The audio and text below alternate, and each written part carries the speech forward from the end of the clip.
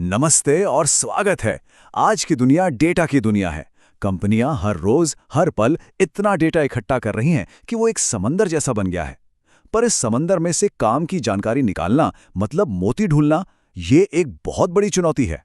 तो आज हम डेटा ब्रिक्स को समझेंगे, एक ऐसा टूल जो डेटा के इस शोर को साफ आवाज में बदलने का वादा करता है।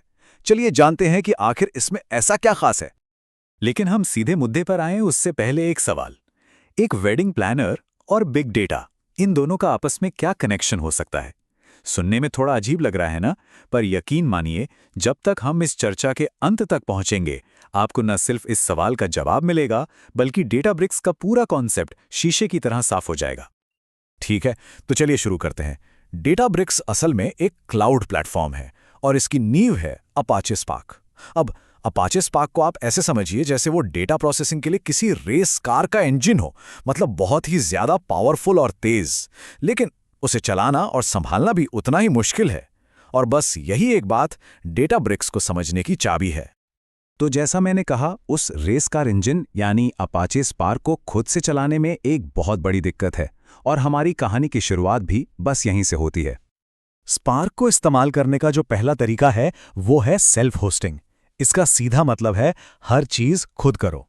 ये बिल्कुल वैसा ही है जैसे कोई अपनी शादी की पूरी प्लानिंग ए से लेकर जेड तक खुद करने की ठान ले।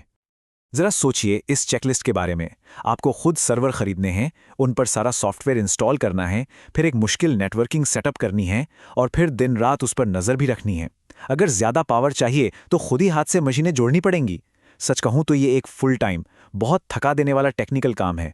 और सबसे बड़ी बात, ये आपको आपके असली मकसद यानी डेटा को एनालाइज करने से कोसों दूर ले जाता है। तो इस सारी सिरदर्दी का, इस सारे झंझट का हल क्या है? यहीं पर हमारी कहानी में एक इवेंट प्लानर की एंट्री होती है। दूसरा ऑप्शन है एक मैनेज्ड सर्विस का इस्तेमाल करना। ये ठीक वैसा है जैसे शादी के लिए किसी एक्सपर्ट इवेंट प्लानर को हायर कर लेना। आप बस उन्हें अपनी ज़रूरतें बताते हैं और बाकी सब कुछ वो संभाल लेते हैं। और देखिए, इसकी खूबसूरती इसकी सादगी में है। आपको 10 अलग अलग लोगों से बात करने और काम करवाने की ज़रूरत नहीं है। आप सिर्फ एक इंसान से बात करते हैं, अपने इवेंट प्लानर से। केटरिंग से लेकर फोटोग्राफी तक हर एक चीज़ का ध्यान वही रखते हैं। आपका सारा स्ट्रेस गायब। और बिग डेटा की दुनिया में डेटा ब्रिक्स बिल्कुल वही इवेंट प्लानर है।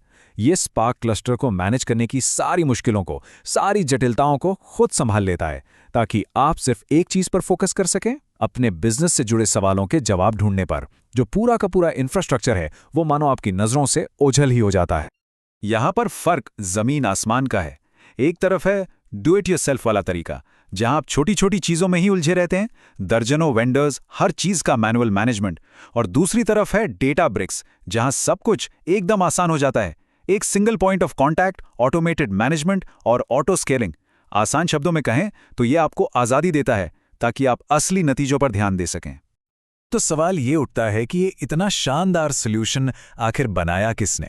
और इसका जवाब भी इस प्लेटफॉर्म जितना ही दिलचस्प है। सबसे हैरान करने वाली बात पता है क्या है? डेटा ब्रिक्स को उन्हीं लोगों ने बनाया है जिन्होंने अपाची स्पार्क का आविष्कार किया था। ये कुछ वैसा ही है जैसे जिस इंजीनियर ने कार का इंजन डिजाइन किया हो, वही उसका सबसे बेहतरीन सर्विस सेंटर भी खोल दें। इससे बेहतर कौन जानेगा? इन फाउंडर्स को मजाक में बर्कले माफिया भी कहा जाता है। ये सब यूसी बर्कले के जाने माने शिक्षाविद और रिसर्चर्स थे। पहले तो उन्होंने ओपन सोर्स स्पार्क प्रोजेक्ट बनाया, लेकिन फिर उन्हें खुद एहसास हुआ कि अरे, इसे इस्तेमाल करना तो बहुत मुश्किल है। तो बस इसी मुश्किल को हल करने के लिए उन्होंने डेटा ब्रिक्स की नींव रखी। और उनका एकेडमिक्स से बिजनेस तक का ये सफर कमाल का कामयाब रहा है। इतना कामयाब कि ये हमें इस नंबर पर ले आता है, 3। क्या मतलब हो सकता है इसका? इसका मतलब है कि इन संस्थापकों में से कम 3 आज अरबपति हैं। ये आंकड़ा अपने आप में इस बात का सबूत है कि उनका बनाया हुआ ये प्रोडक्ट डेटा इंजीनियरिंग की दुनिया में कितना जरूरी और कितना सफल बन चुका है। अच्छा, अब एक सवाल मन में जरूर आता होगा, अगर डेटा ब्रिक्स अपने आप में ही एक प्लेटफॉर्म है, तो फिर लोग इसे अज्योर या AWS जैसे दूसरे क्लाउड प्लेटफॉर्म्स पर क्यों इस्तेमाल करते हैं? इसको ऐसे समझते हैं। मान लीजिए एक छोटी सी फैमिली पार्टी है। उसके लिए आप किसी फ्रीलांस इवेंट प्लानर को हायर कर सकते हैं और वो अच्छा काम करेगा। लेकिन अगर 500 मेहमानों वाली एक आलीशान शादी है, तो आप एक ऐसा प्लानर चाहेंगे जो एक बड़े वेन्यू के साथ मिलकर काम करता हो, जहां उनकी अपनी सिक्योरिटी, अपना स्टाफ और पूरा इंफ्रास्ट्रक्चर पहले से मौजूद हो। बस यहां भी वही बात है।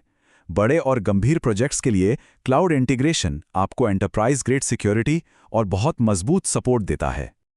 और यहीं पर इसकी असली ताकत सामने आती है। जब आप एज़्योर डेटाब्रिक्स इस्तेमाल करते हैं तो आपको सिर्फ डेटाब्रिक्स नहीं मिलता, आपको एज़्योर के सभी टूल्स का एक पूरा खजाना मिलता है। आप अपने डेटा को पावर बीआई जैसे विजुअलाइजेशन टूल से या फिर एज़्योर डेटा लेक जैसे बड़े स्टोरेज सॉल्यूशन से बहुत आसानी से जोड़ सकते हैं। ये याद रखना बहुत ज़रूरी है कि जो चीज़ आपको स्क्रीन पर दिखती है, यानी यूज़र इंटरफेस, वो दोनों ही मामलों में लगभग एक जैसी ही है। लेकिन असली पावर तो सतह के नीचे छिपी है, उस गहरे इंटीग्रेशन में जो आपको क्लाउड प्रोवाइडर के पूरे इकोसिस्टम के साथ मिलता है। तो डेटाब्रिक्स ने बिग डेटा मैनेजमेंट को आसान बना दिया, और ये हमें एक बड़े सवाल पर सोचने के लिए मजबूर करता है। टेक्नोलॉजी में अगला ऐसा कौन सा मुश्किल काम है जिसे आसान बनाने के लिए अपने इवेंट प्लानर की ज़रूरत है? ये सोचने के लिए एक दिलचस्प ख्याल है ना?